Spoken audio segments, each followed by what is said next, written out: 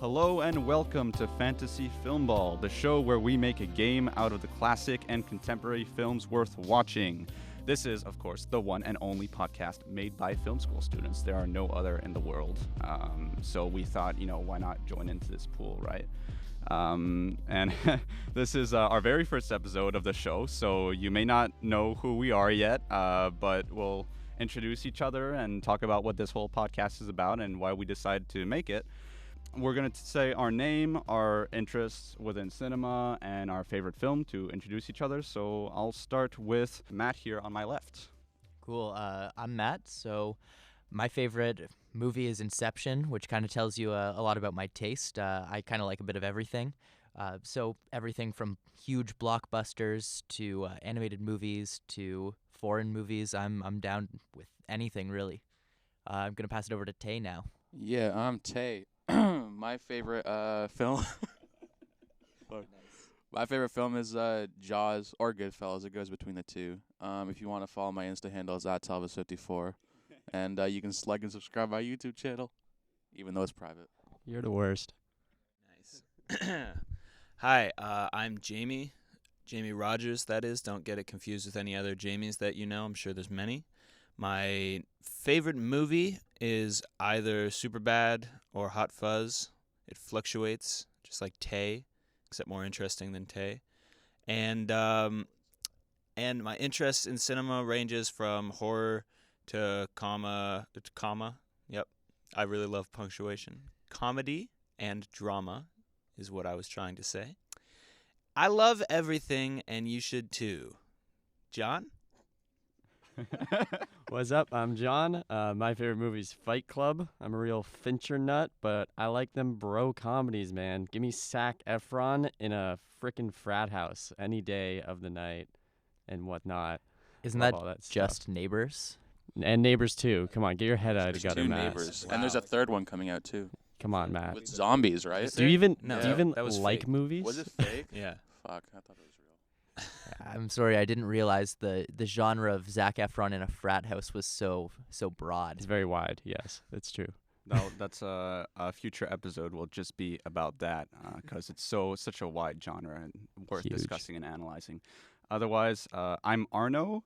I have my favorite film is Blue Velvet, so you can tell that I'm a very cliched film studies student.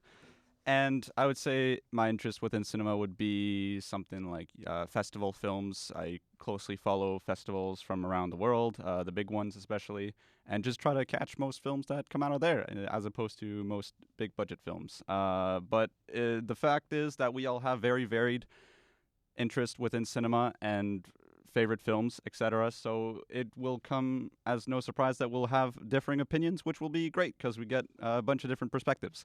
As far as the title of our podcast, Fantasy Filmball, what the heck is that? Weird, right? I don't know. Well, it's actually... Wait, you it's don't actually, know? Or do you know? I don't know. It's kind of a problem if you don't Do know, I? I Arno. think this is a bit.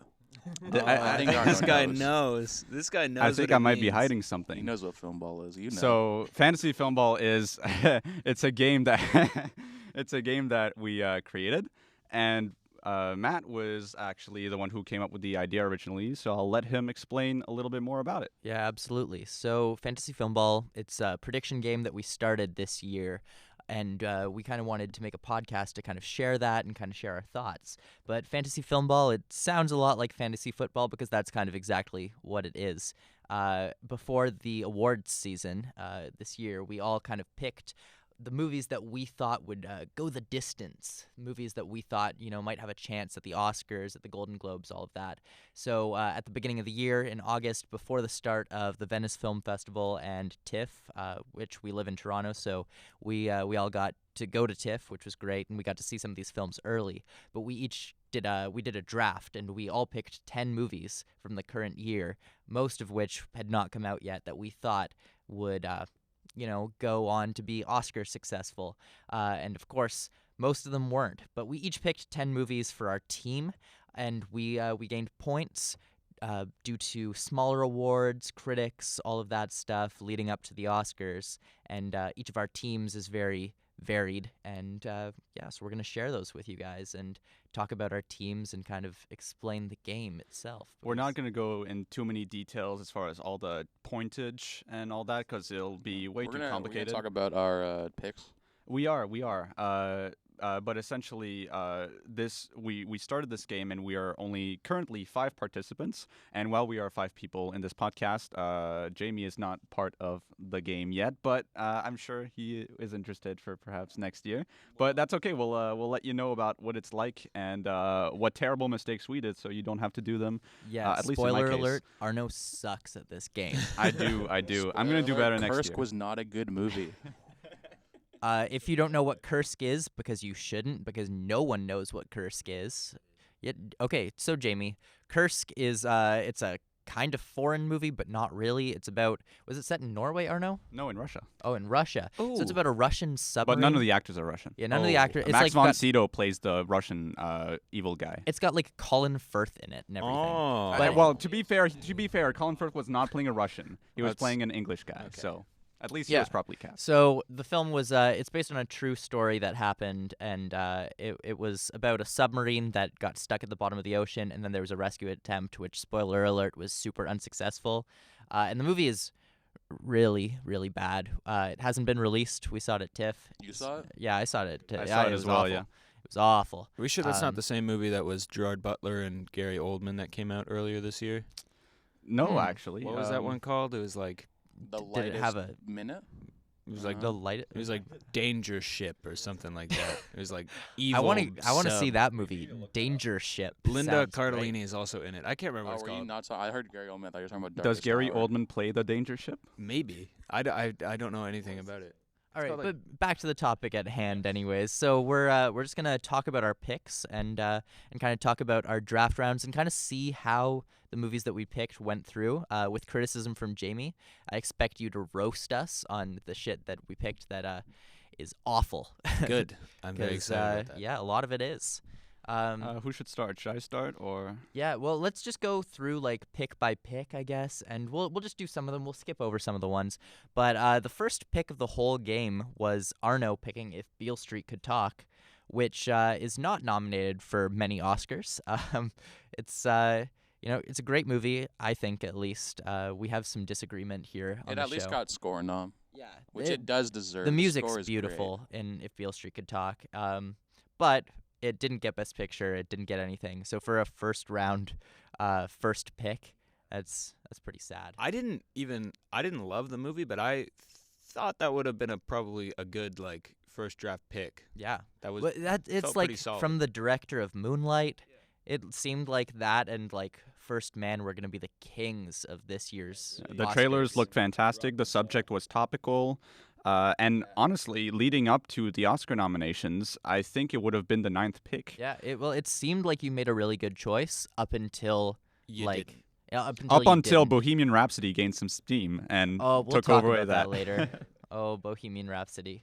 But yeah, first pick of the game, Beale Street Could Talk. Seems good, but like that's the whole thing with this game is that you don't really know what's going to be good and what's not going to be good until it comes out. Yeah, because before the Venice Film Festival, of course, most of these films, not all of them, but most of these films haven't screened at all. So they haven't gotten reviews. So it really is a guessing game as to which films from these festivals will be successful, not as far as critics, not as far as your personal opinion about it, but as far as awards go, and especially the Oscars, because we're of course giving in this game much more points to the Academy Awards, which is the ultimate prize, as opposed to little award shows like the Critics' Choice Awards or even though it's not that smaller, the BAFTAs, we give a little bit more left points. We're not going to go in all the details, but I think we should perhaps go just like scroll through, like really quickly name people's teams just to get you an idea of what a team can look like and what the Absolutely. result of that Should I do can the be. best team? Because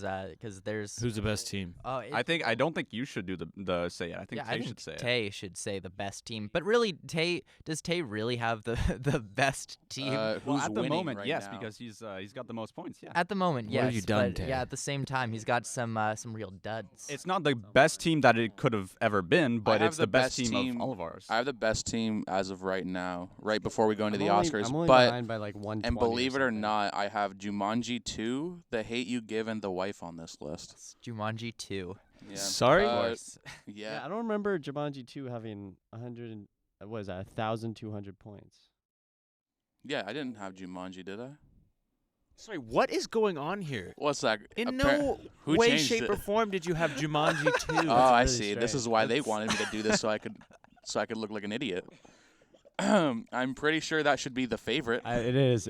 I will. Well, I think where the confusion comes is Jumanji 2 is the favorite to win Best Picture. I love how you said that like you believed it. I did because I forgot what I picked, but I also thought like back then in August. Because I didn't see the points. You dummy. Did it really? I never saw Jumanji I need to pause 2. here. Just who was the one that edited it to be Jumanji Literally 2? just did that 2 Was it- seconds ago. Tay gave me a look and I was like, you know what? Oh, you thought that's what it was? I was just looking at you because you weren't saying shit. That's what you're doing. All right. All right, All Tay. right, So just should walk I us go through through your mine? picks So because they're Jumanji, like best picture, best director, best actress.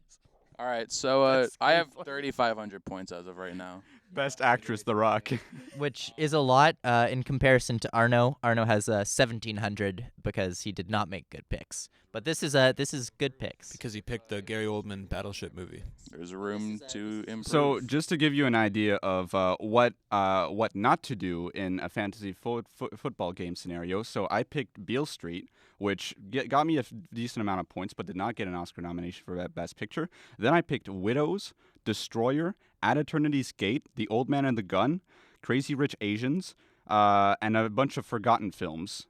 So all of these, none of them got a Best Picture nominations. None of them ended up having Oscar success significantly, other than At Eternity's Gate getting a surprise Best Actor nomination. But Destroyer did not get even to 100 points. So that gives you an idea of like what films can get how many points.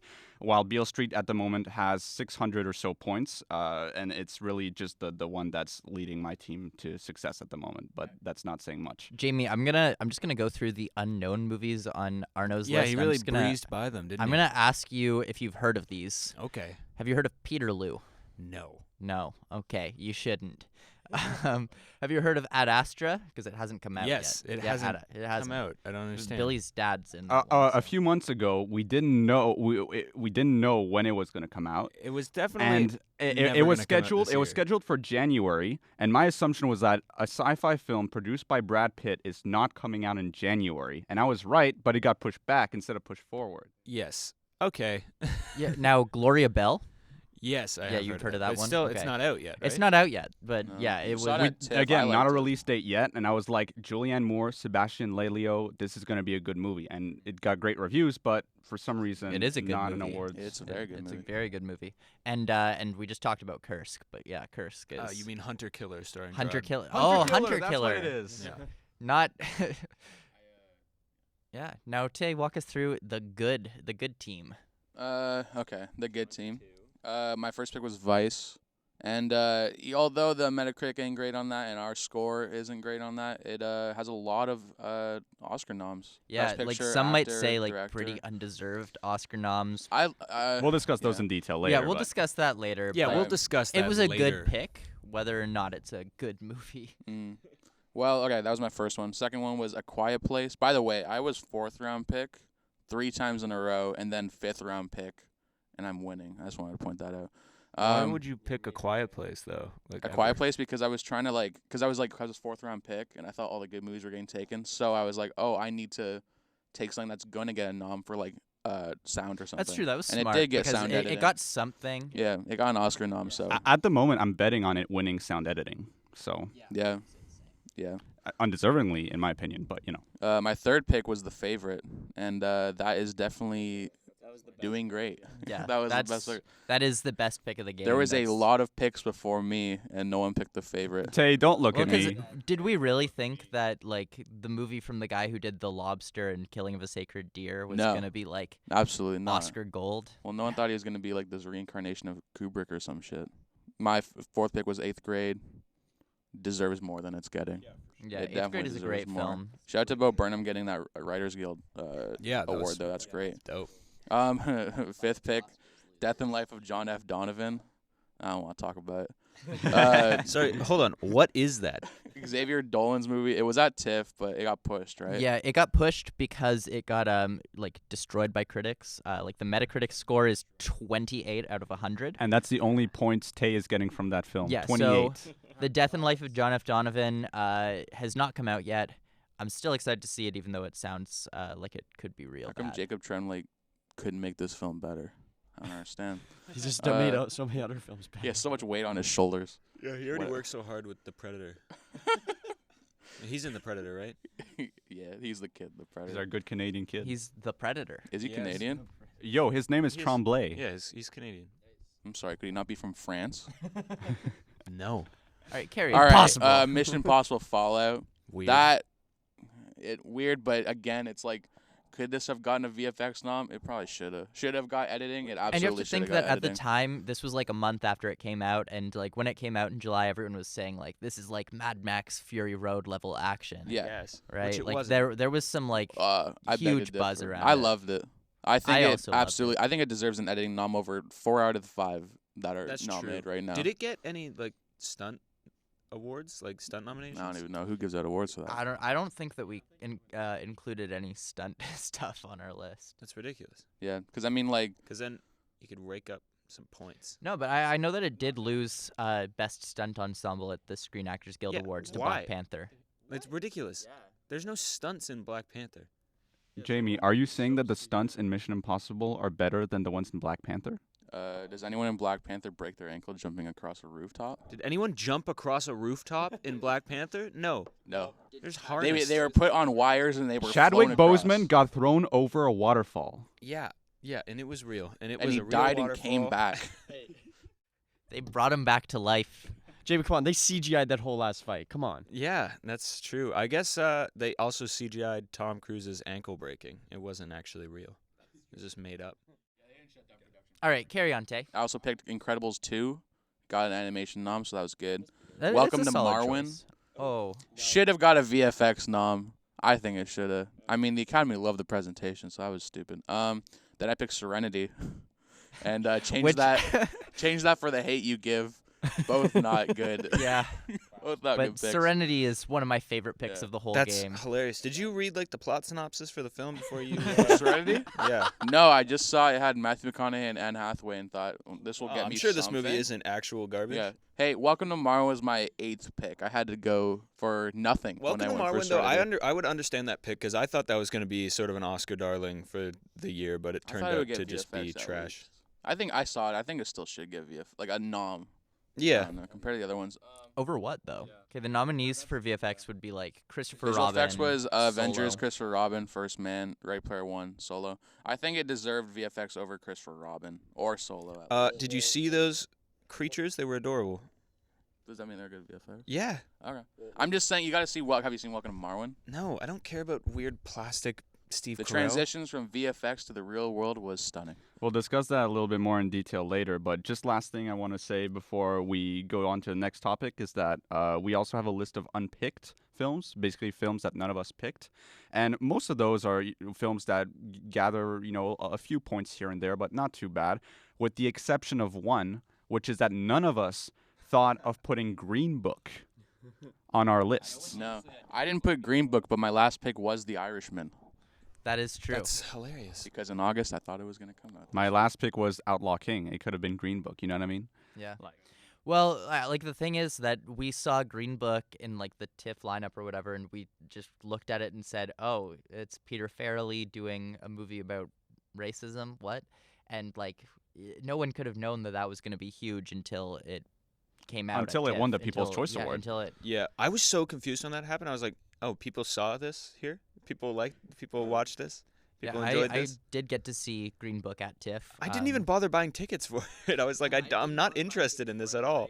I got to see it at the People's Choice Oh, Award. word. I Anna got Walsh to did. I got to see it for free in the Ryerson Theater, and I'm telling you, that Ryerson Theater filled up with Green Book playing was like the crowd was going insane. I'm not a huge fan of Green Book. I was not really going along with the crowd, but the crowd itself was going insane. They were laughing at every single, screaming, laughing. It's that Like, kind they of were movie, though. It is that kind of movie. It To a gets a certain rise extent, out of a yeah. crowd. Especially Like, for even the like crowd I the went with, upper I middle guess. class white people who were just filling go to that theater, TIFF. and they were Yeah. just loving it, Yeah, just that's eating it up.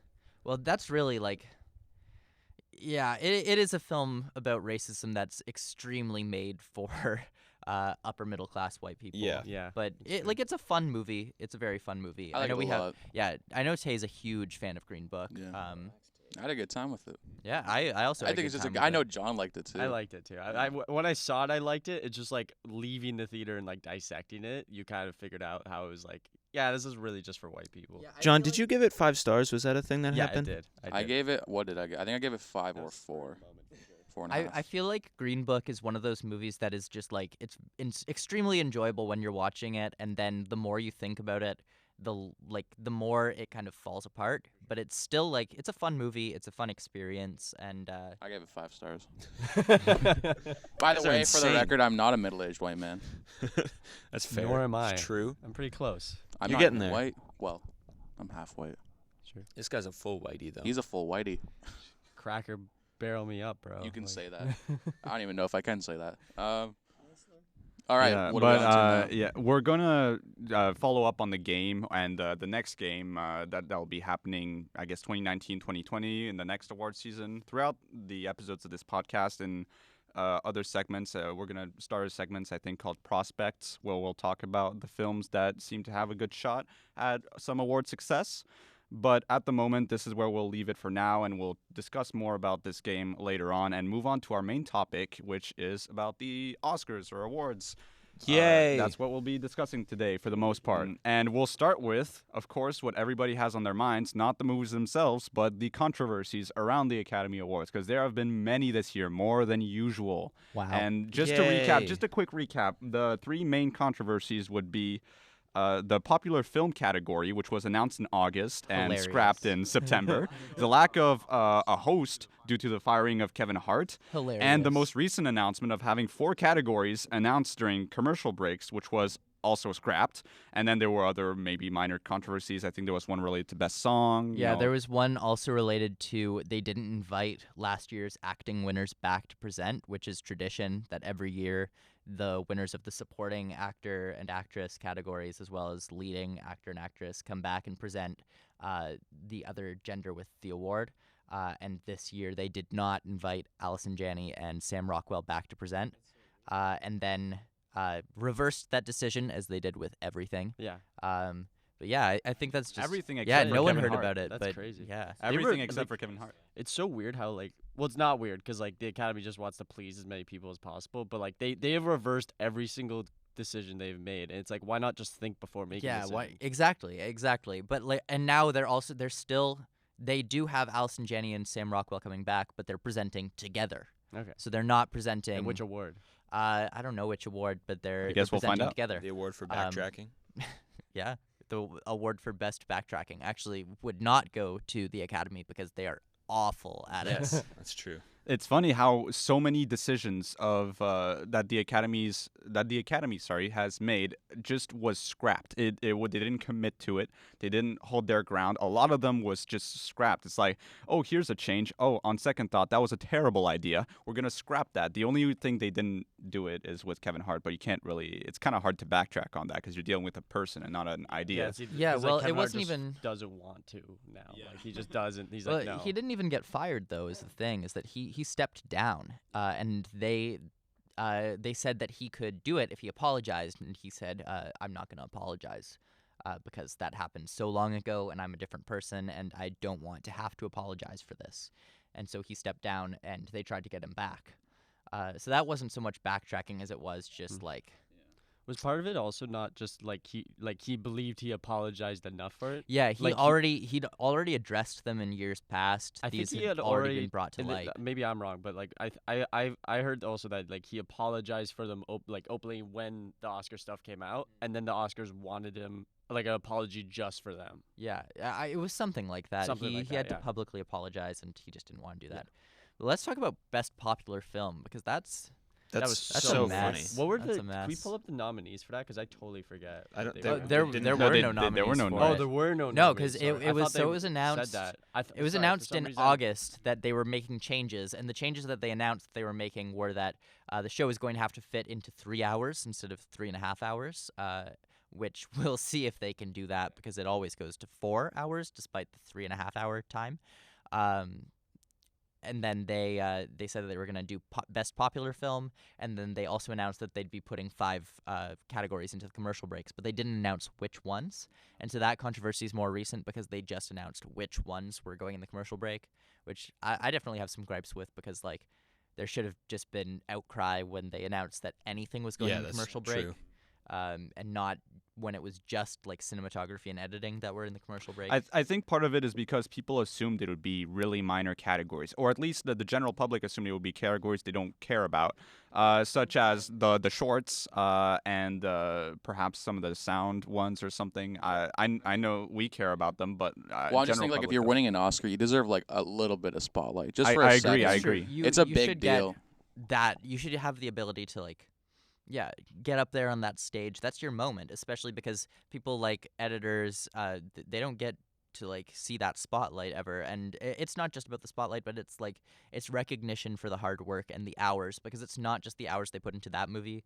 There's so much before that they did. Right? Absolutely. And for every decision that the Academy makes, you always have to take a more objective look at it and see why are they doing this? And a lot of times it has to do with the fact that they're partnered with ABC, which is it owned by Disney or does it own No, Disney? it's a subsidiary Yeah. of Disney. It's a subsidiary. And so every single decision you have to take a grain of salt and take a more objective look and ask yourself, why are they doing this, and is it for the benefit of Disney? And that's what a lot of us thought when they announced Best Popular Film, because at the time we assumed that Black Panther wasn't going to get any nominations because You it was assumed. superhero.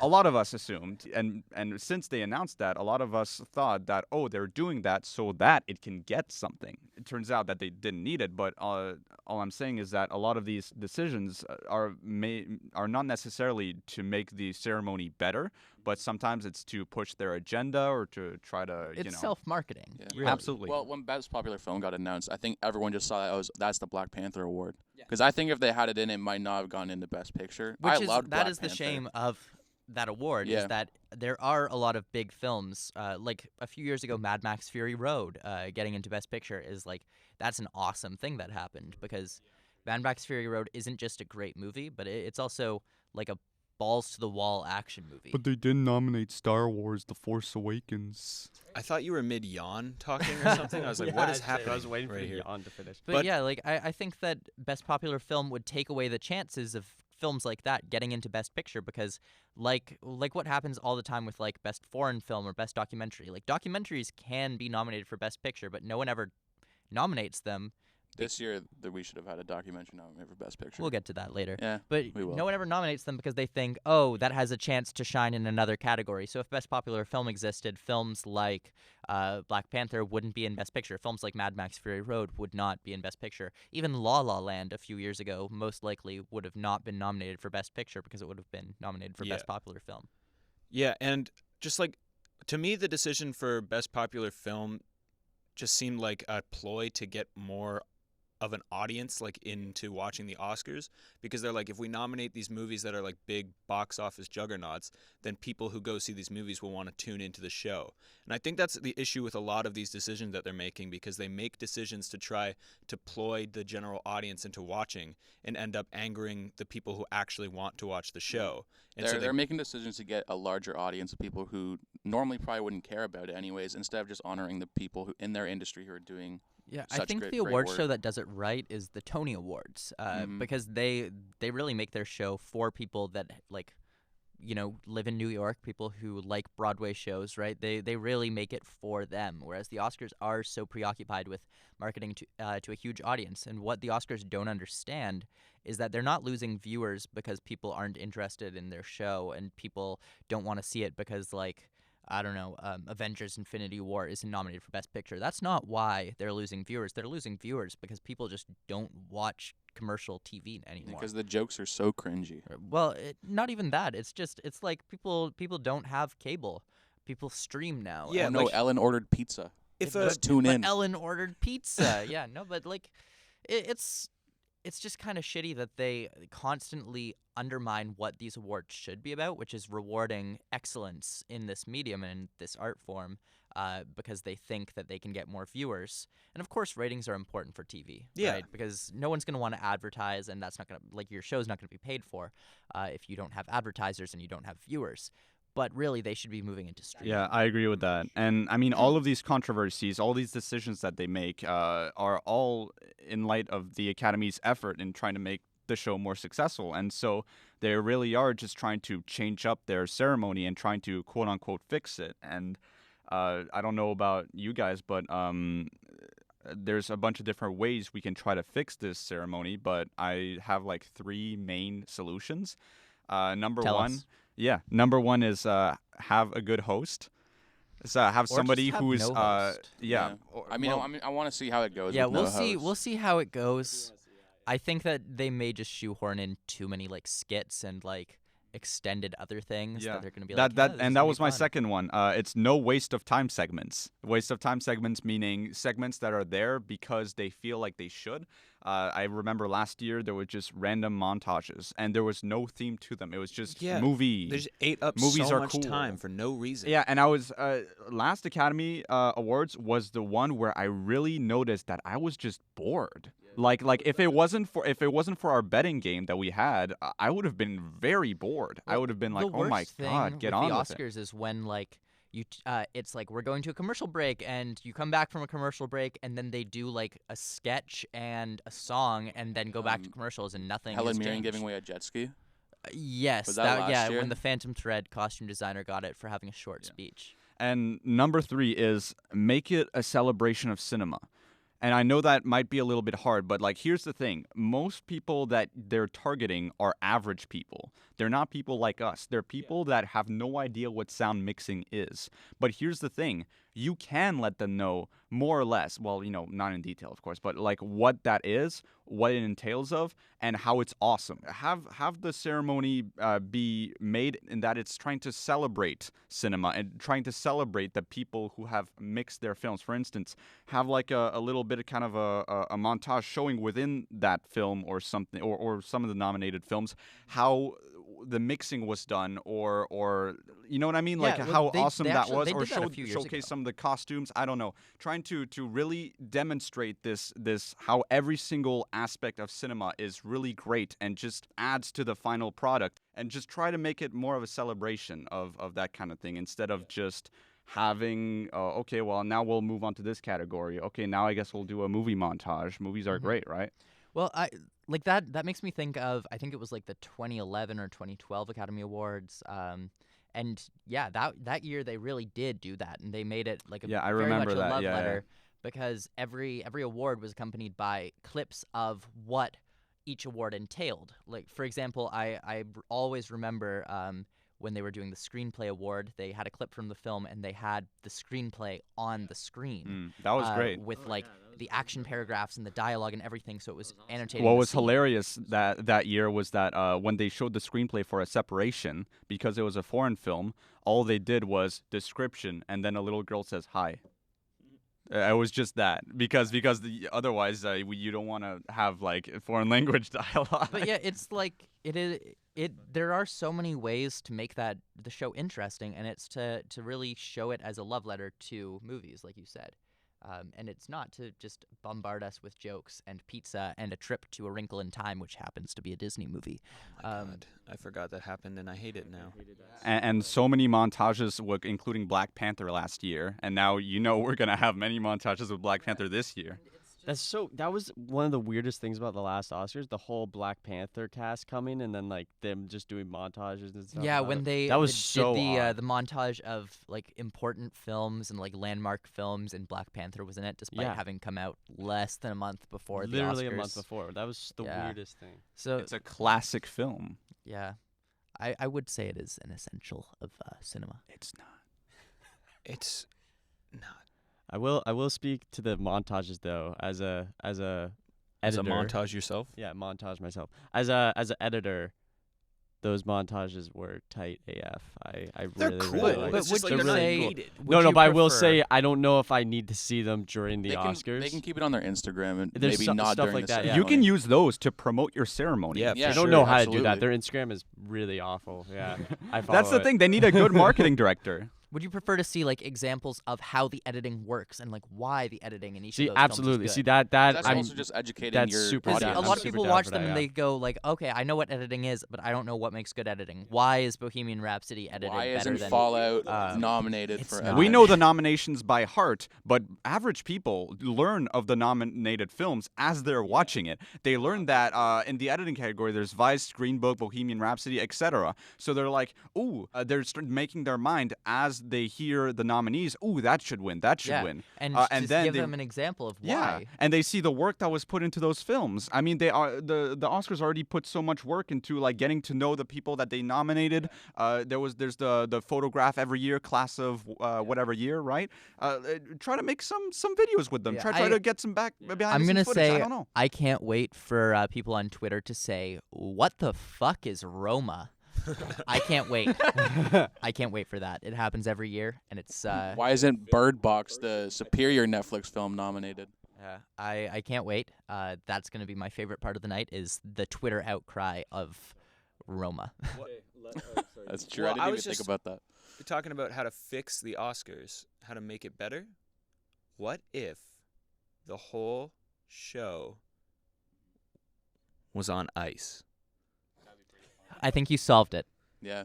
I And- saw Disney on Ice one time. It was fantastic. I mean, the Oscars are basically Disney now, so Yeah, Just put it Oscars on ice. Just put it on You gotta ice. skate up I to think the that was podium. Tay's joke. yeah, I think so. it was absolutely. Hey, okay, so what It's Tay's okay. trying to say I don't here need credit. is that the Oscars I are just on wanna be heard. ABC, and ABC is owned by Disney. And on Saturday mornings, they play Disney cartoons. Wait. Can I pose one last question? Is that okay? Would you? I want to know. Would you guys be down to see the Oscars all on like streaming services? Yeah, that's interesting. I was wondering that. Like I was thinking about That's that something just I've had now. a discussion before. Is like if Netflix bought the Oscars, then they could stream the Oscars live. Imagine that. Roma but like, would win everything. yeah, that's the thing. So And I'm we would also all wondering, be like, happy. So what would? So let's say. Except say, Roma's not nominated for editing, so that would go to Bird Box. So let's say Yes. you're like if you put two screens beside each other, one of them streaming the Netflix Oscars, one of them streaming Amazon Prime Oscars, like, and they both have movies nominated. Let's just say that.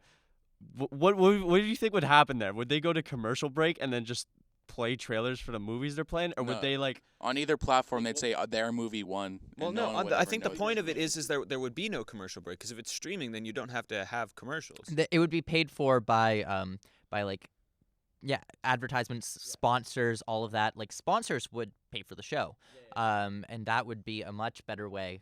I mean, Disney is already the sponsor of the show because they just advertise themselves the whole time. Could happen. Disney has a streaming service coming out. That is Disney true. Plus. It Could could be on streaming happen, service next year. but at the same time, like I think the best thing would just be to put the streaming service up wherever and just make it so that it Oh, would so just like it's be- not even owned by like a Netflix. Yeah, I wouldn't say it would be best to be like owned by one service. I think it should just be on the Academy website and just have sponsors and paid advertisements on there. Or another thing that would solve it is just get rid of the need for advertisers completely and play trailers during the commercial break. Because That people would are never watching happen, if you though, want to but- advertise your movies, like put trailers for movies so that like the general public who are watching, like they get to see trailers for stuff that, might And have they also flown under the see radar. their favorite celebrities skating around at On the ice. Oscars ceremony. On ice. We put it on ice. It's a great idea. It's a neat idea, but like it'd be like, and maybe this is like a bigger example, but it would be like doing the same thing, like doing player profiles during the Super Bowl. Like that you wouldn't Well, more like during hockey because we're on ice here. Remember? like I don't know.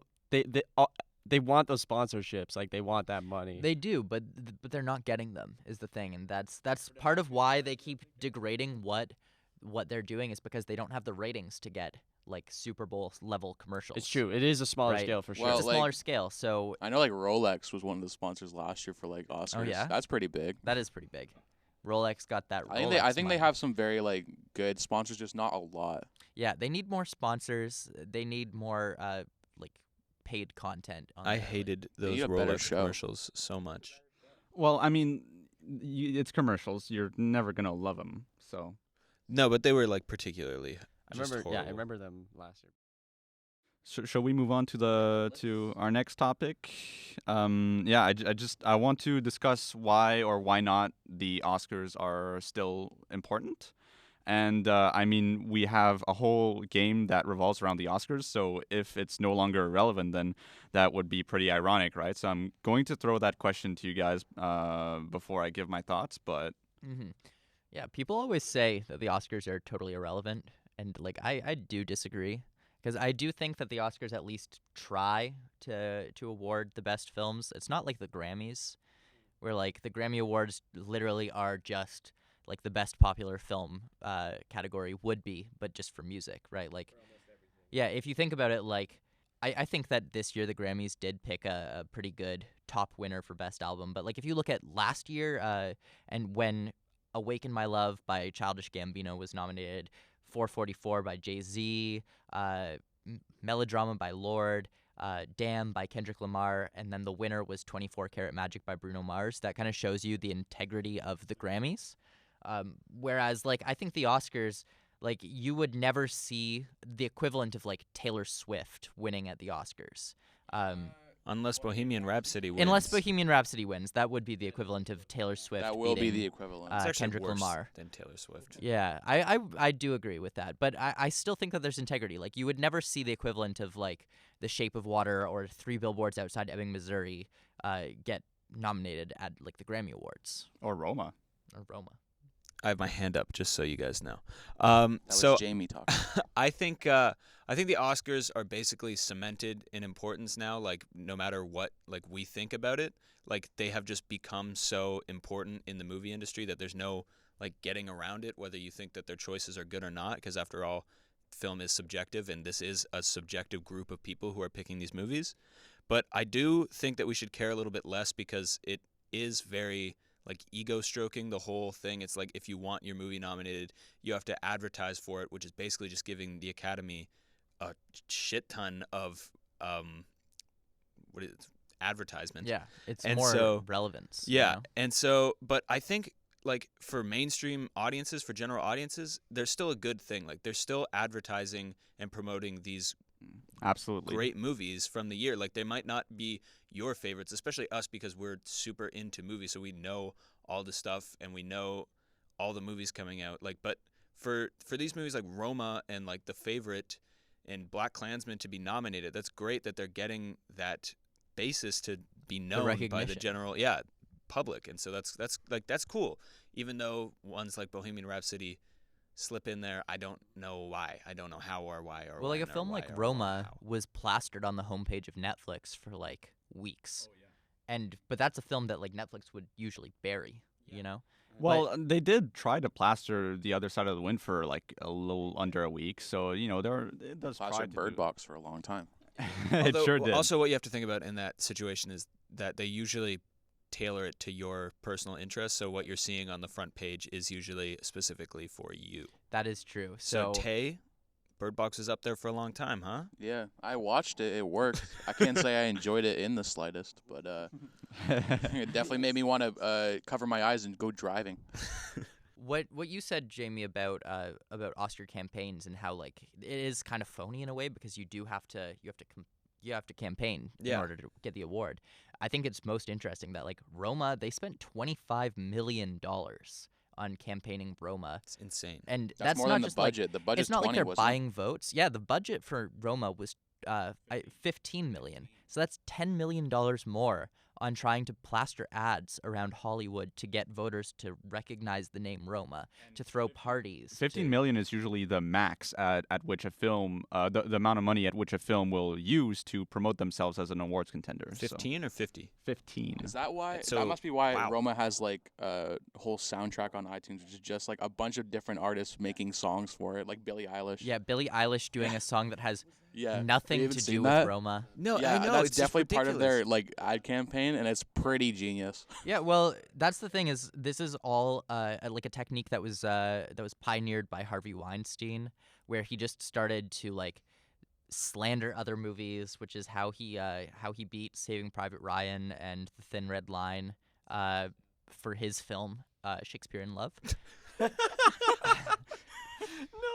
But Oof. yeah, but like it is something that works, and I don't think it makes it so that like films that don't deserve to be there are there. It just means that a lot of great films are overlooked.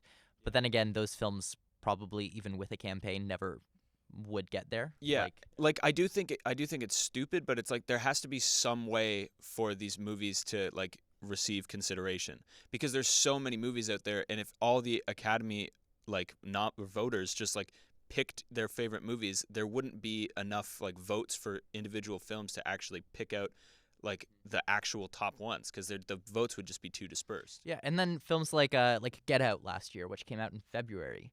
That film survived in people's memories solely because it was advertised, right? Because they had ads in magazines and everything. And like a movie like that, which is a great film and did deserve to be nominated last year for a bunch, a film like that comes out in February would have no chance at getting nominated usually. Because, yeah, if you think most people say what their favorite movie is based on what they saw most recently. Otherwise, I also want to address what, Jamie, you were talking about, that like the Oscars never pick the best films or whatever. And what I want to say is that there are more award ceremonies all around the world. And the only ones that come close to the scope of the Oscars are the Golden Globes and the BAFTA, maybe a few others. But like Oscar is top dog. And being top dog causes the problems in that we expect them to be the best and to recognize the best films. And the thing we often forget is that most award ceremonies don't really care to discover the best film of their year, but rather to reward films that are relevant to the time and space. Like most awards show realize this, so they base themselves within their nation or region. Like we here live in Toronto, so there's the Canadian Screen Awards, right? They don't nominate the best film, they nominate like the best picture category. It's all Canadian films, right? That's the same thing with the Jutra, which is in Quebec, and the César in France, and the Ophir in Israel, etc. I could go on. And this promotes cinema from that nation. And that's why in all the nominations of all these award ceremonies, including the Oscars, it seem like they're restricted to about a dozen or so films nominated multiple times. And the Oscars are based around Hollywood, so their voters are going to be seeing the films that are playing in the country and around that area. So this, and factoring campaigns, like you said, that target them and their contacts with people in the industry, mean that all the Oscar films are going to be based on what is playing in America and based on trying to promote American cinema or English language cinema much more than foreign or independent cinema. So that is something that we have to keep in mind because most of these voters, they're not going to go out of their way to see the best films. They're not going to go out of their way to see all the independent films. So we have to keep in mind that it's impossible to have an award ceremony that's going to nominate the best film. We have to try to think of it as like the Oscars. Here are the best. It's not the best film of the year, but the best film within, generally speaking, the Hollywood or the films that got attention in America that year. Yeah, which would be great if a foreign language film from Alfonso Cuarón won. Listen, Alfonso Cuarón is a big name in America. Oh yeah, and, yeah. You listen here, and Tay. Netflix I wasn't is saying distributing anything it. against it. I'm just saying no, but for real, that would be great, especially in like for an American awards show and their political climate right now. That movie winning would be hilarious. That's why this year the César, there's like 10 nominations for the Sisters Brothers. You know what I mean? Because it was directed by Jacques Audiard, which is a big name in France. There are no nominations for that here because nobody saw it and nobody gives. That was one of my draft picks, The Sisters Brothers, and it was a bad choice. Good movie though. When Pan's Labyrinth won Best Foreign Film, was it nominated for Best Picture? It didn't win did Best not. Foreign Film. It didn't? It didn't win The Best Lives Foreign of Others Film, won. and it was not nominated for Best Picture. Oh my goodness! And the there has director been of The a Lives of disservice. Others has his new film nominated for Best Foreign Film and Best Cinematography. This Well, year. he can go suck a lollipop. What is going on here? I thought Pan's Labyrinth won Best Foreign Film. It should have. It did not. I'm mad about it. See, that's one that should have been nominated for Best Picture and didn't. Only I because think it's there in a have different been, language? Like 8 foreign language nominees, or 8 or 9 foreign language nominees for Best Picture ever, and one of them is directed by Clint Eastwood. Oh yeah, that's what I'm talking about. Yeah. I do also want to point out that when we're saying like, oh, like the best movies weren't nominated for the award, we do also have to think about the fact that on IMDb, which is very representative of like the general population, Bohemian Rhapsody is the top-rated Best Picture nominee. Why which is that we would, happening? yeah, it is. Why It has is- an 8.3 out of why 10. was that It's happening? currently rated the 130th higher best than Green movie of Book? all time. It is. Well, Green Book also has a 8.3, but I think it's lower Oh, on okay, the okay, okay. IMDb top 250. But So people it's just pretty really like representative. Queen, huh? People just really like Queen. That. Like, I love Queen, but that doesn't mean you can just make a movie and be like, look, it's Queen. And I'm like, oh, best movie ever? It's But Queen, guys. apparently you This would be can. this. I think this would be a good segue to go into the thoughts on the nominations. Yeah, let's go into thoughts and nominations. What are we talking about right now? Bohemian Rhapsody. Bohemian Rhapsody. Wait, have you guys seen it yet? No. Okay, Jamie, you haven't seen it. I have. I'm not going to see it. It looks so boring. Trust me, you're not missing out. It's I think me and Matt especially don't just dislike the film. We outright like hate it What was and your wish it didn't what's your exist. ratings on it? I would give it a 3 out I of also 10. gave it a 3. Yeah. I gave it. I gave it a 5 out of 10. I had. We all have our fun ratings on with, like, Letterboxd, concert by the way. scenes and stuff. It's not a biopic though. They're just using Queen as characters into this weird fiction they've made up to make Freddie Mercury look amazing. Or terrible, depending on what Yeah, they want. depending on how you want to look at it. But he died, so he's good. There's a lot of problems with Bohemian Rhapsody though, and I think that the biggest is that it comes out in like an era post Walk Hard. Yes, that's that's the biggest flaw. that with the movie. it's like yeah, and I haven't seen Walk Hard. Jimmy, I'm guessing you've I seen have Walk seen Hard. Walk Hard. Do I And just explain Walk Hard? real Walk quick? Hard is a parody of the musical biopic genre. It's basically John C. Reilly plays a man named Dewey Cox, who is an amalgamation of like Johnny Cash, Elvis, Brian Wilson, all the biggest like titans of music. And it's just like a complete spoof on the music biopic. And you can't make a music biopic straightforward anymore because it's just Walk Hard.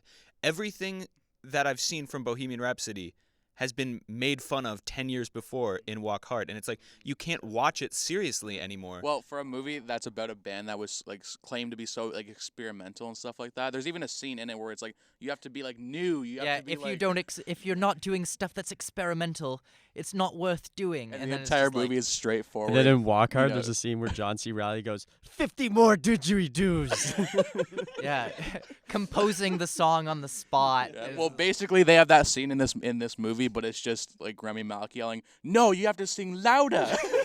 You have to your pitch has to be higher." What a cartoon! Like I mean, I mean, like a lot of people are praising his performance, and you can tell that he's committed to it. But God, Bryan Singer, directing Rami Malek, does not make for a good performance within the film. He's too much of a cartoon, and it's completely unbelievable. I feel like if it was a little bit more restrained and more believable, and something I presume Sacha Baron Cohen would have done, like that. I see what you're saying. I liked Rami Malek in it. Like he was definitely one of the. He was highlight- committed, oh, and I yeah. appreciated his work. I'm just saying it didn't work within the The film. rest of the cast were just caricatures of the actual band. And Rami Queen. Malek is the reason that movie does. Like, well, obviously Queen. But like Rami Malek is the reason that movie has like a good score on like Rotten Tomato or something like It that. does not have It a good score barely on Rotten does. Tomatoes. Yeah. It's got like a I think it's in the 60 Rotten something. maybe. No, Is it reached the fresh, but it's like 60 something. Oh. There was Okay. a point when we were like doing giraffes in August, and I remember talking to Matt. Did and you he say was- giraffes? giraffes? Giraffes? For We were Filmball. drafting. Drafting Draft. for Filmball. I just want to remind the audience, Jamie is not in Filmball. I didn't realize it had anything to do with giraffes. No, but Matt was telling me, you were talking about like the previous Oscar nominations and how like there was not a lot of movies that like if the Metascore dipped below a certain point, they just didn't get nominated. yeah. And that happened twice this year, though. Wasn't that Twice, like Bohemian yeah. Rhapsody and Yeah, Vice are both been nominated for a So lot. Metacritic has really been a thing since like 2002, and there's reliable ratings going back to like 2000 or so. Past that, it's just Metacritic is useless. But if you look at all of the Oscar noms from 2000 to present, and you look at their Metacritic scores, most of them are over 80. There have been a few that are pretty low, but this year has 2 of the 3 lowest. So why do you think that Metacritic is? scores. Like what happened? Like why is that happening? I don't know. I think people just had fun with Bohemian Rhapsody, and I can't think explain people Vice. just liked Vice. I think Vice had a dope trailer, and that maybe I just think got it. The I Oscar think nomination. Vice got in because it came out so late that people didn't have time to really tear it apart. And Christian Bale was just the And whole Christian talk of Bale, Vice.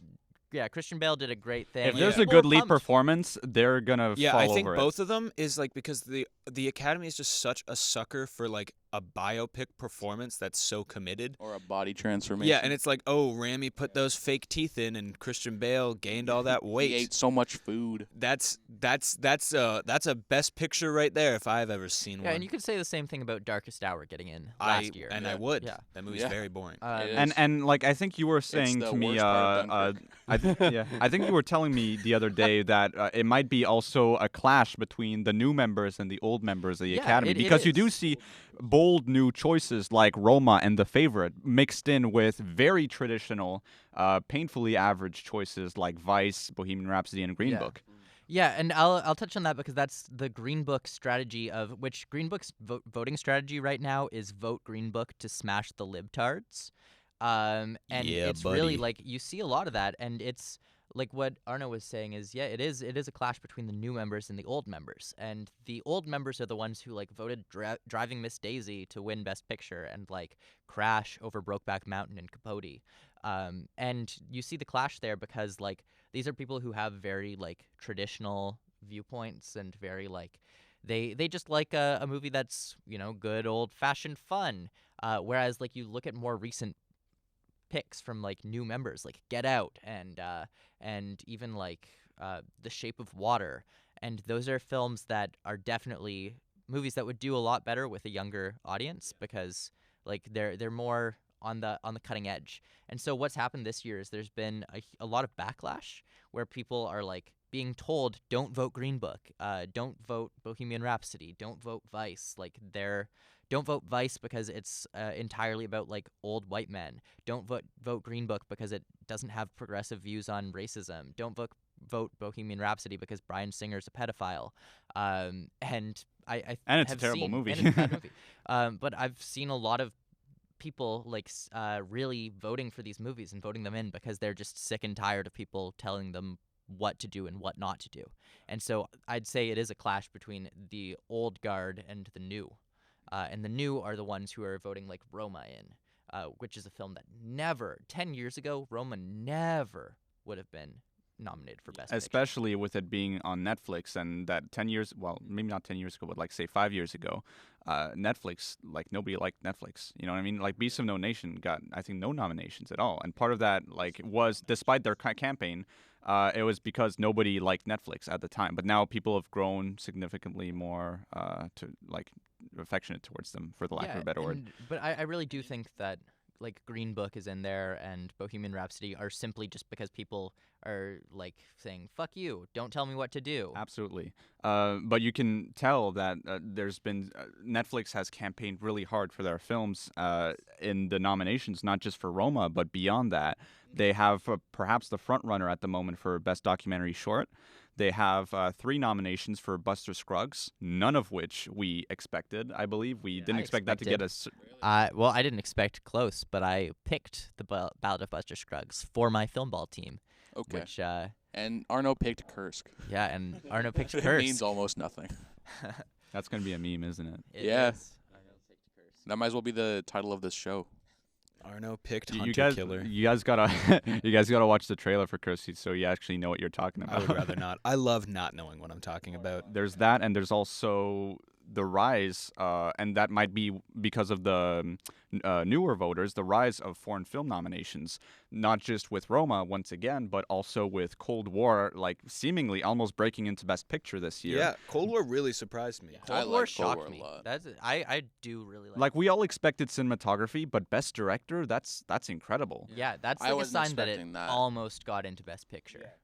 Almost. Over Bryan Singer? Over Bryan Singer, who Over did Bradley Cooper? Over Jonah Hill. That's a real not. one. Get out of Yeah. here. Yeah, No. I know, okay. All right. okay. What you guys might not know is there's a big war between people who like and don't like mid-90s. Is Here it at It's a Ryerson. great Cold movie. War? It's a Cold War. It is a Cold War. It was yet to be Mid brought 90s is up. a fantastic film. We have not thrown nukes at each other. Yeah, We're not allowed to we're- talk about mid-90s. We're not going to talk about mid-90s. That's another episode.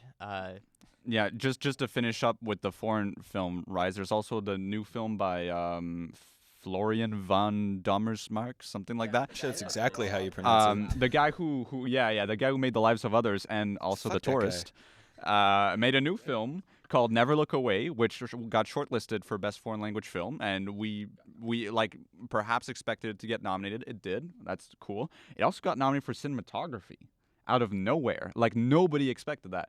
It was like no experts had it checked on Gold Derby or anything like that. Why do you It's- think that is? Like, why do you? I don't know. I haven't seen it. None of us have seen the film, so Okay. clearly It's not out it here was yet. yeah it was No, free it's to them. actually it's playing today at 12:40. No, it's not. It's what? Oh, it's on Friday. It's on Friday. Yeah. Kay It's- doesn't know the yeah, days it's of the playing on week. Friday at the TIFF Bell Lightbox. Go check it out. I don't know. It's probably good. I presume the film has terrific cinematography, so maybe it's deserving. And that also shows that the Academy is willing to think outside the box a little bit. It clearly shows that they are willing to do so certain times, because nobody would have thought of that film. And again, we haven't seen it, but perhaps it really is deserving of that, Yeah, despite it being a foreign film. where was that enthusiasm 12 years ago when Pan's Labyrinth came out and it was the best movie ever and it didn't even win foreign film, which I'm just discovering for the first time today is very upsetting. Have you seen The Lives of Others? No, and I don't care about it now. It's okay? on the IMDb Top 250. Well, you know what else is? The Shawshank Redemption. And it's, like, good. And Bohemian it's not a Rhapsody on foreign top film. 250? Yeah, Bohemian Rhapsody is on There the you top go. 250. It is on the top. Oh 250. my But God. Jamie, I will tell you that Pan's that Labyrinth- Pan's is Labyrinth did win 3 Academy Awards. It won. Is Best it on the Cinematography. IMDb 250? It is, yes. Okay. So Yeah. it won Best Cinematography, it won Best Art Direction, and it won Best Makeup. That's not enough. Guillermo del Toro is the best human being I alive. love Guillermo. I do love Guillermo. Give me a job. You work in Toronto. Please give me a job. Please give in. Give us all jobs Please. except for Arno, who doesn't appreciate the fact that your movie should have won Best Picture and Best Foreign Film at the 2008 Oscars. That is fake news. That being said, let's move on to quick predictions. I can't move on, honestly. This has rocked my world in a bad way. We've shifted Jamie's worldview right now. So, does anybody have any quick predictions? Not necessarily specific to categories, but like Jamie has his hand up again. Well, I have a prediction, but it's more of just a hope. I haven't even seen the movie, but I hope that First Reformed wins Best Original Screenplay the screenplay is terrific. Yeah. because I love Paul Schrader, and he has never won an Oscar before, which is ridiculous.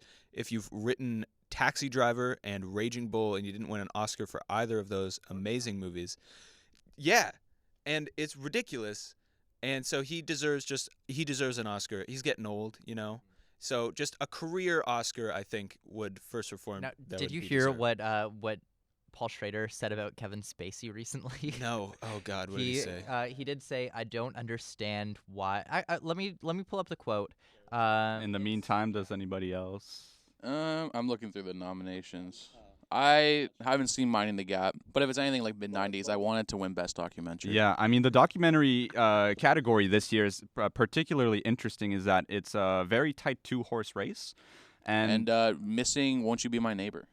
And it's well, the reason why that race is there is because Won't You Be My Neighbor, like in the nomination process, did not get in, quite surprisingly. That's a documentary like in the long time where I thought like that deserves like a Best Picture Is nomination. it 2-horse race when they tie 2 horses together and make them run like a Yes, like a Jamie, 3-legged yes. race?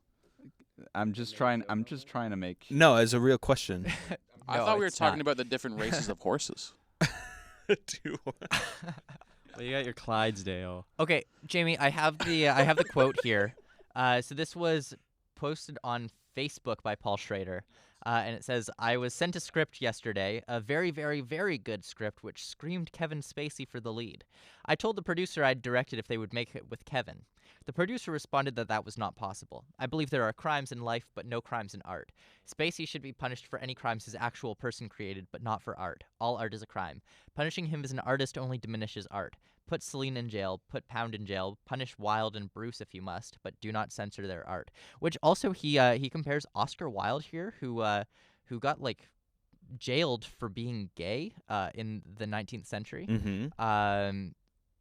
In the 19th century, he got jailed for being gay. He compares that to Kevin Spacey sexually harassing and abusing minors. I changed my mind about what I said about Paul Schrader. I mean, to be fair, I do agree with him saying that we shouldn't be punished for our art, but that's not what he's being punished for. No, that's not He's at being all. punished for very real, valid reasons. And being terrible to work Well, with he's on been set. Yeah, he has a reputation for being terrible to work with. That's not related to his other, Oh, crimes. but also related, he sexually harasses people on set. Yeah. We'll just let Kevin Spacey and Bryan Singer go off and make movies together on their own, and no one will watch them. They do party together with underage boys. Yeah, and they're both disgusting. Yes. It's awful. Just to get back on the documentary section, because Won't You Be My Neighbor is absent, the competition really is between RBG and Free Solo. RBG seemed like the obvious lock It's the for political. a while. It's the political film. It's the very average, very blandly made documentary that is very much in line with the views of the people that are going to be voting for Yeah, that category. It definitely screams Oscar That being doc. said, Free Solo, I think all of us agree, is a better film than that film. And it's been very successful, not only at the box office, but it's a cinematic documentary. And the people involved have done a fantastic job at promoting their film and really talking to the most people. You always see, like, every other day, you see, like, Alex Honnold talks about what it's like to Yeah, climb. I watched like a 14-minute YouTube video of Alex Honnold talking about movie. Yeah, I climbing saw scenes that the one other too. day. I saw that one too. Great video. Yeah, when I went to see Free Solo, I wasn't blown away by it, but then it turns out I saw Solo: A Star Wars Story, and that See, was the confusion. I also was not blown away by Solo: A Star Wars Story, and I would say Free Solo is the better Solo movie. I'll have to take your word for it because I never did go and actually see the actual Free Solo. I was just so disappointed that it was a shitty Han Solo movie. Yeah, so there's that, and also there's a supporting actress category, which is particularly interesting this year, as in it's maybe the most unpredictable category, in that our current frontrunner has won nothing outside of the Oscars other than the Golden Globe. Like, which Yeah, that's the question. Is Regina King from If Beale Street Could Talk the front runner for the award? I'm starting to doubt it. I I'm don't think thinking so. that Rachel Weisz is the I front don't runner think now. She should be. Like, I hope not. I don't know, but I hope not. I also don't think she should be. Like, I love If Beale Street Could Talk, and I don't think that Regina King was. I saw it at TIFF, and I don't she doesn't stand out to me. And She I can't really remember doesn't what at she all. did in that movie. I didn't remember her performance at No all. clue. But Emma Stone or Rachel Weisz absolutely deserve it. If it's one of the two, it's going to be Rachel Weisz because she won the BAFTA. But I would be okay with that. I think I don't know. They're so top tier that they're the both three of them. fantastic. They They're both both- should get it. Well, all the performances in The Favorite are like some of the best of all time. Yeah, but what bothers Really. me about that is that I do think Emma Stone and Rachel Weisz do have like the two best performances in that category, but I don't really think it's fair because I think they're just as much of a leading role as Olivia Colman, if not more so. I think The Favorite's about Emma Stone's yeah, character. it Like, I follows think her she's the main character through the movie. It is, I'd but say, I would I'd say say the that story revolves around Olivia Colman's it does. character. The story does. Like, Emma Stone is the protagonist, but that doesn't mean that she's the lead. Yeah, but I don't even feel like Olivia Colman is the lead though. I feel like out of all three, she has the least like screen time. It feels like. But at the same time, like, she has the most presence over the film. I guess. She's what every scene revolves around her, despite Well, her not being the main. Also, character. I think the choice to push for Olivia Colman as lead and Emma Stone and Rachel Weisz as supporting was just like strategic to see if they can get at least 2 wins. Yeah, because if you to- think about it, that's they true. they Yeah. couldn't have pushed both girls as lead, and like Olivia Colman would have had supporting locked, but the thing is, she wouldn't have had it locked if she was running and supporting with someone else. Yeah, all that's 3 of them true. are leads, really. Yeah. but like, but if you do that, you're only guaranteeing one absolutely. win. And Emma Stone and Rachel Weisz have already won an Oscar, and I think they just did a thing where like they loved Olivia Colman, and she's terrific in the film, and so they're like, you know what, it's your turn, and But then just hopefully it is. why push for those nominations at all? Because it just kind of feels like cheating to get 2 amazing performances in that category when they're too good for that category. They're too big for that category. Listen, it's all politics. It Hey, doesn't you matter. listen, Arno. Pan's Labyrinth was the best foreign film of 2007. Okay? You know what? Halloween did not get nominated for anything. What do you feel about that? I think the horror genre has been shafted from the Oscars for being too Get out. unwieldy. Hereditary deserved a couple of nominations this year. Halloween certainly didn't, but Hereditary deserved a couple of nominations, I think, for sure. Now let's talk about Best Actress because we did touch upon that with Olivia Colman and yeah. So I think she should get it, but if not, I would be very happy. I with think Melissa Toni Collette McCarthy should have been winning. nominated for Hereditary. Now the thing is that I think am I the only one here that's seen The Wife? Yes, I think you're the only person in the world who has seen The Wife. Yeah, I feel like It's actually made $10 million in Canada and U.S., which shocked me. That's weird. Like, But, yeah, lots of like- people went to see it. Glenn Close My mom saw is the front runner. Glenn Close is going to win, and Has it's a she won an shame. Oscar before? No, she hasn't. Okay, She's been so she'll nominated probably 7 win. times. Yeah, now. that's her 7th nomination. Yeah. So she's like the Roger Deakins of this year. Is that fair to say? Yeah. And kinda so I look the think same. she has it coming. I really it's a shame though because like Olivia Colman is so spectacular in that. Yeah. Actually, that whole category is great. Like It's really Melissa good. McCarthy and Can I You haven't Forgive Me? seen Yalitza Can You Forgive Aparicio Me? is wonderful. Oh, Yalitza Yeah. Aparicio Like is all so good. all of them They're are all fantastic. pretty I can't great, speak yeah. on The Wife, but yeah, they're all great. I personally I would not have put Melissa McCarthy in there, but and I haven't seen The Wife. Yeah, I think the one I wouldn't put Glenn Close up there with. Do you still want Lady with, Gaga to win? No, Lady Gaga would be my last choice. I Good. think. You've changed for the No, better. I never said. Oh, Lady really? Gaga. I thought you No, did it at the was Golden always, Globes. Oh, I never said that. Hey. I never said I wanted Lady Gaga to win No, Best it's my Actress. bad. I thought you said No, no. something around that. in No, the it would have Globes. been like definitely Melissa McCarthy for Golden Globes. Okay. that I would- Is there any other category before we move on? or- Yeah, documentary short subject should have had my dead dad's porno tapes over anything in that category. I agree. Yeah. No one's gonna care about documentary short subject, but Just that title I need to throw that in there. Deserves a win. Yeah. Well, it's from Toronto. It's made by Yeah. someone from Etobicoke. Oh, also, I've heard of it. Aquaman needs a VFX nom. Mm, Yes. okay. Really? Okay. Well- am I alone on this? I feel like I'm not. I would agree. I have not but seen it wasn't Aquaman. shortlisted, which is the big crime. Did it That not is the come big out? crime. I have not seen This year? Waterman. It came out No, it came out in like December. Oh. Yeah. Oh. Infinity War, great VFX, but there's so much of it that there's a lot that looks not that great. Yeah, it's the same thing where like people say that Black Panther has terrible visual effects, and personally I disagree because like I'd say you can't say that a movie is entirely like if that its visual effects have been ruined Yeah. by the one scene I that wouldn't does say look like PS3. I wouldn't say that it has bad VFX. I'd say it has bad color grading. Yeah. Fair enough. Well, there's an that's fair. issue with Marvel movies. This is just totally off topic, but there's an issue with Marvel movies where they won't spend more than a certain amount of money on their VFX, but they'll use that same budget to have way more VFX than like the last movie they had that budget for. So they're stretching the same budget over way more and more VFX, and so it's like so many different companies trying to rush these effects for like very little money, and obviously some of them are going to look kind of crap. Yeah. Well, the thing with Avengers as well is that some of the like a lot of the same people that say that Black Panther has some of the shittiest VFX of all time are saying that like Avengers Infinity War is groundbreaking, and it's not. Both of It's- them have effects in them that aren't great. Both of that them are have effects in them that are But amazing. which one? Exactly. I haven't And you seen can't- Avengers, but which one of the two would you say is the best? Personally, I'd say Black Panther has better visual effects. I think Infinity War has better. I would say Infinity War. I just Visual I can't effects. get over that last fight scene. Like it Y'all actually seen bothered me so much. Thanos? But like, okay, what I love with Black Panther's visual effects is how they transformed Atlanta into Wakanda. How they like built this whole environment, and like the flying scenes look amazing. Everything in the jet plane looks amazing. Even like the battle scenes with like. I know a lot of people have problems with the rhinos. I think the rhinos looked great. I think that the only problem is that fight scene at the end. But it's your climactic battle. It is the climax of the movie. It's the crux of the movie.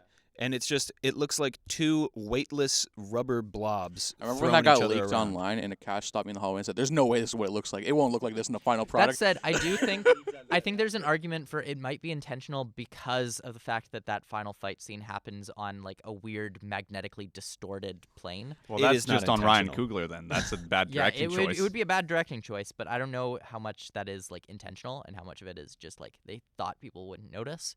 But yeah, I think Avengers the VFX like is entirely weighted on how good Thanos looks, and everything else is just pretty mediocre. Yeah, there's a lot of other good categories, but let's just go to Best Picture because we're running low on time. So Best Picture, we have Green Book, Bohemian Rhapsody, Black Klansman, Black Panther, Vice, The Favorite, Roma, and Star is Born. Star is Born. Thank you. I'm gonna say what what we're all the thinking. heck is wrong? Well, go ahead. You say it, actually. Roma is gonna win. It should. It should win. I think all of us, except for one, think that it should win. I still think it should win, guys. It's probably the most deserved of the award. It's just not Jamie, my you favorite. gave it What's a your favorite? 4 out of 5 stars. Yeah, suddenly Yeah, that's this was a bad ridiculous. score. I don't Yeah. know what planet you guys are living on where 4 out of 5 means Art's bad. subjective until you're that wrong. Art is What's subjective. your favorite then? I don't. Okay, so Roma is definitely in my top 3 of those movies, and I think it's the most deserved to win because it is probably the best movie out of all of them. I prefer The Favorite and Black Klansman as a personal thing, but I do think Roma is definitely the best and most important movie in there. I mean, I think all of us would put Favorite at number 2. Yeah. Those are Roma and The Favorite are the 2 really excellent films that are nominated this year, and then all the rest are either just good, average, or straight up mediocre. Black bad. Klansman is great. Okay, I don't know what Yeah, it's you're good. talking Black It's a about. good film, yeah. I did rewatch Black Klansman last night, and I enjoyed it a lot. It's great. No, it's a great film. It's probably it would probably be my third one after. Oh, so now suddenly it's your third. What is it? Okay, either good or your third one, huh? Mine would be green, He but didn't eat a lot of breakfast today. I so only had a very bowl of oatmeal crisp. I didn't even eat. Maybe that's why I'm saying Green Book's my third.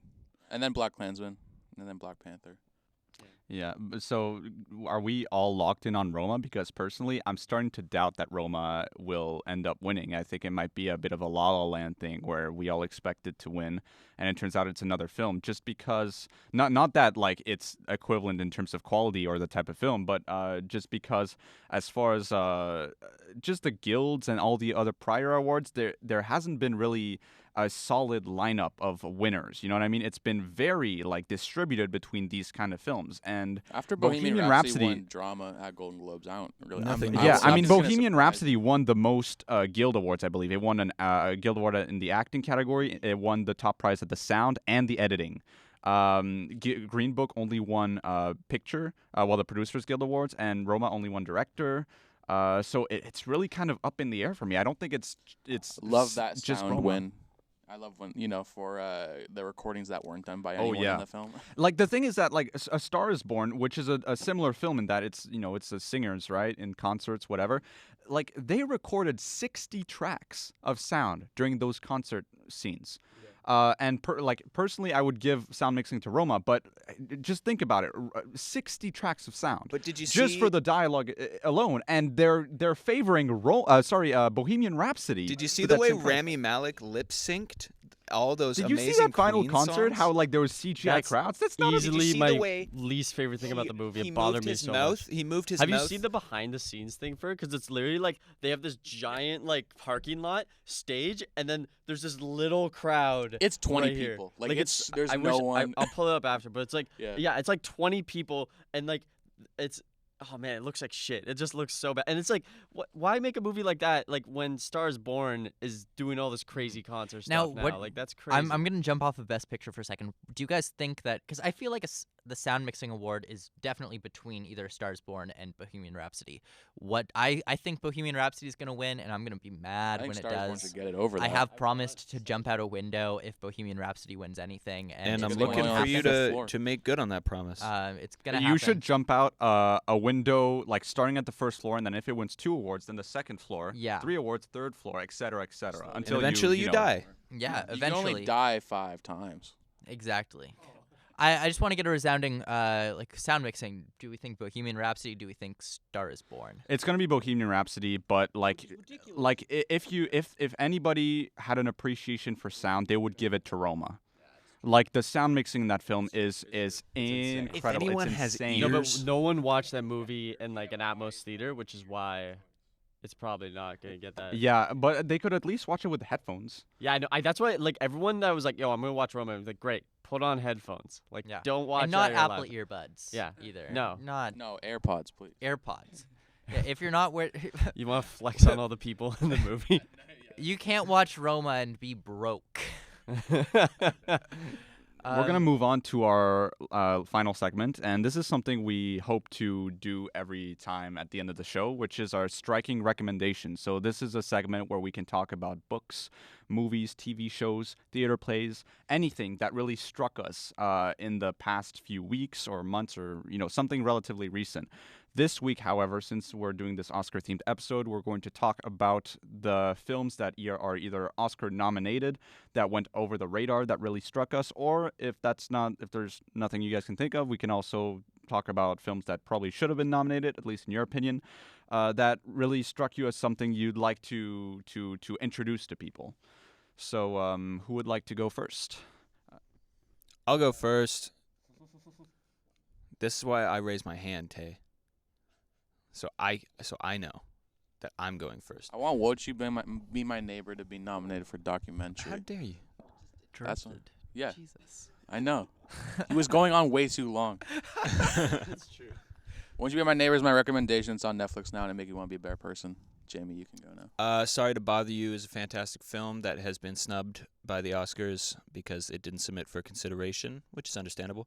But it's awesome and really cool and fun and weird. And if you like fun and weird movies that have something to say, then you should look at it with your eyes. Yeah, I'm going to recommend a film that's in the makeup category. And a lot of films in the makeup category tend to be just, random films that happen to have good makeup. So you don't really see them as other than that. But this film, Border, is actually a film that not only has good makeup, but is actually a great film. It's a Swedish film about a troll, a kind of troll person. I wish. So that's where the makeup comes in. There's a lot of body transformation stuff, but it's a film that really tackles the subjects of relations troll, right? between species, A real John between McGee. biological differences, kind of as a parallel to the way we see divides between races here in the real world. But it tackles it very realistically if that were the case. So the fact that trolls have at least in the case of this one, a very different biology from humans kind of affects the relationships they have with other people around them. And all that kind of stuff is incredibly fascinating. The story is very rewarding. It's something I would highly recommend as a film that isn't just there nominated because it happens to have good makeup. It's a film that probably would have been in the running for best foreign film, I believe. It wasn't shortlisted, but it probably was close. And I'll just quickly throw an At Eternity's Gate, but I won't talk about it. That's a fantastic film as well. There's a couple movies I really like this year, but I think the one that everyone should watch is Miseducation of Cameron Post. It was one of my favorites. Obviously, probably doesn't deserve an Oscar nom, but I just think it's a great movie, and I really liked it. And I watched it 3 times when I first saw it, so I thought it was really awesome. Well, if you love it, you probably think it might deserve it. But it definitely deserves more than Bohemian Rhapsody. Yeah, for sure. Almost picked that for my draft team, and I would have gotten no points. Yeah, I'm for very it. glad I did. Yeah, I was thinking about it too. It won the Sundance Jury Prize, but that's kind of meaningless at this point. Yeah. That doesn't get any Oscar success anymore. My recommendation is a film that actually was nominated, and I don't think enough people have seen, and it's the Best Animated Feature nominated film, Mirai. So excuse me while I get off my weeb shit here. But Mirai is it's an anime movie, and it's just a beautiful, beautiful film. It's about a young boy. He's 3 years old. He's a toddler, and he gets a baby sister. And he hates his baby sister because he's losing attention from his parents. Is that not the Boss Baby? It is the Boss Baby, yeah. So the Boss Baby is my recommendation. It's the Japanese Boss Baby. Yeah, it's the Japanese Boss Baby. But he goes on all these adventures supported by his sister, his grown-up baby sister, who visits him from the future. It's just an amazing, amazing film. It's really creative, and it's really the first time that I've been able to see what people talk about when they say that the guy who made this movie is like the new Hayao Miyazaki. It's a fantastic movie, and if you like movies like Spirited Away or Howl's Moving Castle, then you should check out Mirai. But yeah, that was our Oscar episode, everyone, and we'll Yay. see you guys with another episode in 2 weeks. We're gonna make this one about the best of 2018, the best films, the best stuff that happened, and yeah. So if you have any suggestions or anything you'd like to say, feel free to let us know. I think we're posting this on YouTube, so probably in the comments or whatever. And we're gonna Like have and a subscribe. yeah, right, do guys? all that. But we're gonna have a new other guests throughout this podcast. So we're gonna be introducing you to some other people, some other perspectives. Some inferior we hope people. You, To our friend and mentor, Adam McGoyan. yes. Filmmaker Ah, extraordinaire. yes. Who is Yeah. actually in the room right now. Yeah. Say hi, Adam. Oh, he's shy. Did you say Adam? No, Atom. Good. Good. Good. No. Don't But disrespect his name when he's right beside me He's here. right here. Come on. He'll never get the courage to speak up. yeah, he's very shy. That's something we don't know about him very much. He hasn't seen any of the nominated films, so he didn't feel like speaking. Adam, do you have anything to say? Okay, That's well, very insightful. he's shy. Atom's shy. He's also illiterate. Anyways, we're gonna leave Adam alone with Ryan Reynolds there. If you're into cinema, try new things. Not the popular film, but and go watch movies. Thanks for joining us. Thank you so much. Bye, everyone. Bye. Say bye, guys. What's going on?